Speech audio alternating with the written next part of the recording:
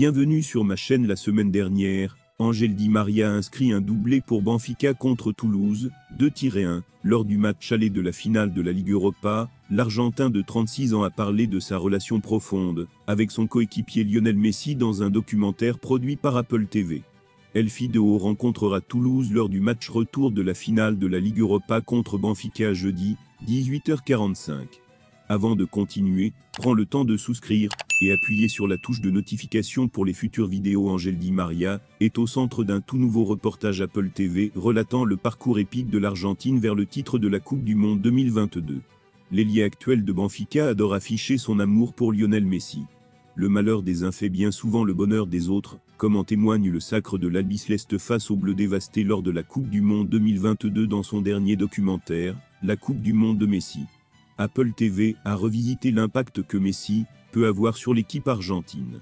Parmi les foules célébrant le titre dans les rues d'Argentine, on voit Di María glisser avec émotion vers Lionel Messi. Pour moi, jouer dans une équipe avec toi, c'est tout ce que je voulais. Et gagner ça, gagner ce trophée avec toi, je sais ce que c'est. Les frères de cœur, Ángel Di María et Lionel Messi, tous deux originaires de Rosario, en Argentine, le sont toujours. Nous avions une relation très forte sur et en dehors du terrain.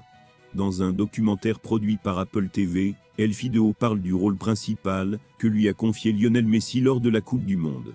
Cela venait plus de lui que de moi. Je voulais gagner la Coupe du Monde. Le monde pour lui. Pour moi sans aucun doute, il est le plus grand de l'histoire.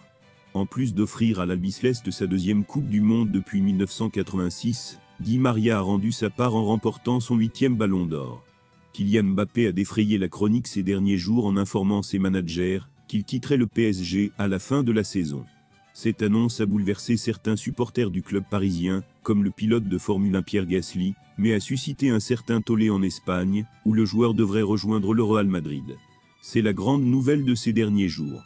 Après 7 ans, Kylian Mbappé quittera le PSG à la fin de la saison et devrait rejoindre le Real Madrid. Ce sujet fascine au-delà des frontières, et les athlètes de tout sport ne font pas exception. Pas même ceux qui pratiquent des sports autres que le football. Pierre Gasly est actuellement à Bahreïn, pour préparer la prochaine saison de F1 et Canal, a remis en question le départ de Mbappé. C'est triste, c'est une icône pour tout le monde, il faut profiter au maximum de ces derniers mois, et on lui souhaite le meilleur, a déclaré ce grand fan du PSG. Mais en Espagne, l'ambiance est différente. Les grandes stars du sport espagnol comme Rafael Nadal attendent sa signature. Pour moi, il faut le recruter, même si ce n'est pas moi qui prends la décision. Le Real Madrid a une grande équipe, et elle serait encore plus forte avec lui.